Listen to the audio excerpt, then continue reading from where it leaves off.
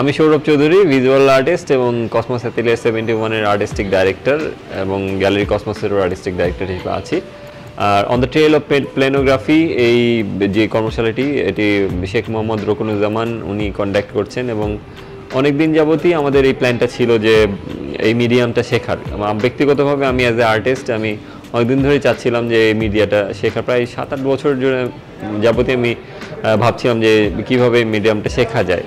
এছাড়াও আমার যে সহশিল্পীরা আছে অনেকেই, তারাও অনেকদিন যাবতই বলছিল, যারা কসমোসে রেগুলারলি কাজ করে তারাও বলছিল যে এই মিডিয়াটা কিভাবে কসমোসে আমরা কন্টিনিউ করতে পারি। কারণ লিথোগ্রাফি যে মিডিয়ামটা এটা বেশ একটু কষ্টসাধ্য মিডিয়াম এবং যে ম্যাটেরিয়ালগুলো লাগে, যে এচিং যে লিথোগ্রাফিক প্রেসটা লাগে ওই সাপোর্টটা আমাদের নেই, আমাদের সবগুলো হচ্ছে এচিং প্রেস।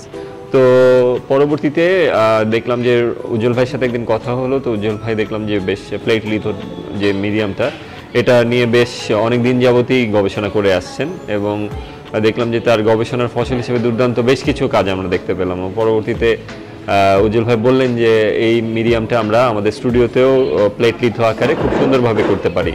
পরবর্তীতে উজ্জ্বল ভাইয়ের সাথে অনেকগুলো মিটিং করা হয় এবং প্ল্যানিং করে আমরা এই ওয়ার্কশপটি আয়োজন করি এবং এই ওয়ার্কশপে আমাদের মূল টার্গেটই ছিল যে আমরা এই মিডিয়ামটা আমরা শিখে এবং যে পার্টিসিপেট করবে তারা শিখে এটা যাতে পুরো বাংলাদেশে স্প্রেড করতে পারে এবং বাংলাদেশের প্রতিটি অঞ্চলেই যাতে সবাই এই মিডিয়াটার একটা প্রকাশ ঘটাতে পারে এবং প্র্যাকটিস করতে পারে। তো সেই জন্য আমাদের এখানে আর্টিস্ট সিলেকশনটাও সেরকমই ছিল, যেমন খুলনা থেকে, রাজশাহী থেকে এবং ময়মনসিংহ থেকে বিভিন্ন জায়গা থেকে আর্টিস্টরা এখানে এসেছেন, পার্টিসিপেট করেছেন এবং এই নতুন বেশ কিছু মিডিয়াম এখান থেকে শিখেছেন এবং আশা করি যে পরবর্তীতে এই মিডিয়ামগুলো শিখে তারা তাদের নিজ নিজ কর্মক্ষেত্রে ফিরে গিয়ে অন্যদেরও এই মিডিয়ার এই প্রসিডিওরগুলো শেখাবেন এবং এই মিডিয়াটার একটা প্রসার ঘটবে।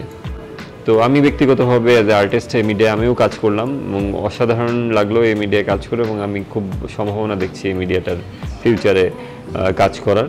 তো আর অসংখ্য ধন্যবাদ শেখ মোহাম্মদ রকুনুজ্জামান ভাইকে, উনি তার ব্যস্ততম সময় থেকে আমাদেরকে প্রচুর সময় দিয়েছেন এবং ওনার শতভাগ ওনার এখানে নিবেদন ছিল যে যাতে আমরা একদম সুন্দরভাবে কাজগুলো শিখতে পারি।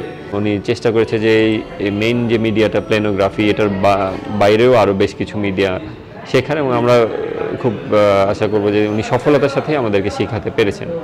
আর এছাড়াও আমাদের সাথে বেশ কিছু গেস্ট আর্টিস্ট ছিলেন, তার মধ্যে অন্যতম আমাদের বরেণ্য চিত্রশিল্পী রোকেয়া সুলতানা, উনি 4 দিনই আমাদেরকে সময় দিয়েছেন। এছাড়াও আমাদের ফটোগ্রাফের জাদুকর নাসির মোহাম্মদ ভাই, উনিও আমাদেরকে সময় দিয়েছেন, উনি নিজেও ছবি এঁকেছেন। ঢাকা চারুকলার ছাপচিত্র বিভাগের চেয়ারম্যান আসমিতা আলম শাম্মী, উনি আমাদেরকে সময় দিয়েছেন, উনি ছবি এঁকেছেন নিজেও। এছাড়াও আমাদের দেশবরেণ্য চিত্রশিল্পী বীরেন সোম এবং আবুল বারাক আলভি এবং তাছাড়াও অনেক চিত্রশিল্পীরা এই কর্মশালাতে এসেছেন এবং আমাদেরকে সময় দিয়েছেন, উৎসাহ দিয়েছেন এবং অনেকে ছবিও এঁকেছেন।